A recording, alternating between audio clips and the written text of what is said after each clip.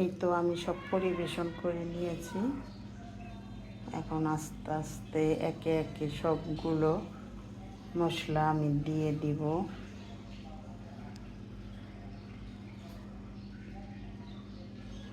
Guys, আসসালামু আলাইকুম। কেমন আছেন সবাই? আলহামদুলিল্লাহ, আমি অনেক ভালো আছি। আমি আজকে রান্না করব দেশি মুরগি।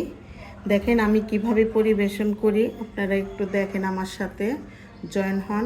আমি একে একে এখন এখানে রসুন বাটা, আদা বাটা, জিরা বাটা সব রেখে দিয়েছি একসাথে। এখন আমি দিয়ে দিব, একসাথে সব দিয়ে দিব। এখানে রেখেছি পেঁয়াজ ব্লেন্ড করে রাখা, এখন দিয়ে দিব।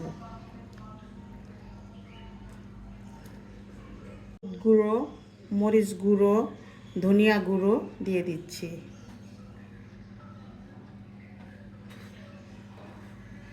দিয়ে দিচ্ছি সব ধরনের গরম মশলা,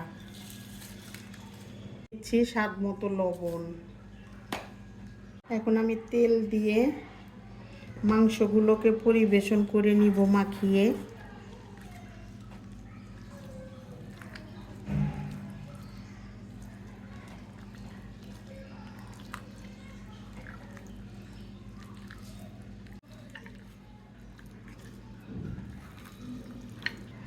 খুব সুন্দর একটা কালার চলে এসেছে। আমি এখন মেখে কিছুক্ষণ একটু রেখে দিব, তারপরে চুলায় দিয়ে দিব। তো চুলায় প্যান বসিয়ে দিয়েছি, এখন তেল দিয়ে দিচ্ছি। মাংস আমি কিছুক্ষণ মেখে রেখেছিলাম, এখন দিয়ে দিব চুলায়।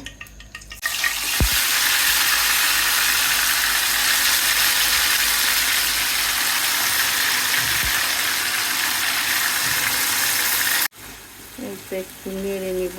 কালারটা মাশাআল্লাহ অনেক সুন্দর এসেছে। এখন ঢেকে কিছুক্ষণ মাংস কষিয়ে নিব। তো মুরগি কষানো হয়ে গিয়েছে, এখন আমি আলুগুলো দিয়ে দিচ্ছি। আলুগুলো হচ্ছে দেশি লাল ছোট আলুগুলি আছে না, ওইগুলো।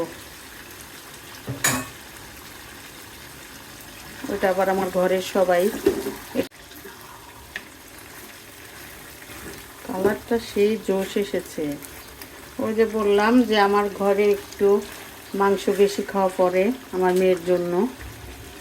মাছ তো খেতেই চায় না, তারপরেও আমাদের জন্য রান্না করি মাছ, কারণ মাংস কত খাওয়া যায়, মাংস বেশি খাওয়া যায় না।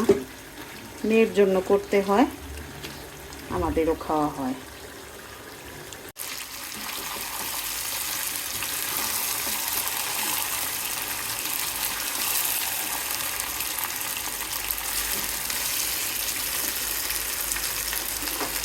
এখন আমি রান্না করার জন্য ঝোল দিয়ে দিচ্ছি।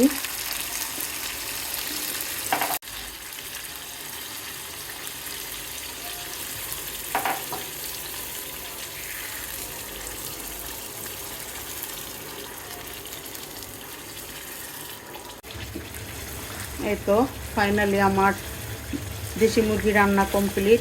আমার রান্না যদি আপনাদের ভালো লেগে থাকে তাহলে আমাকে লাইক, কমেন্ট, শেয়ার করবেন, আমার পেজকে ফলো করবেন, আমার পাশে থাকবেন। সবাইকে ধন্যবাদ।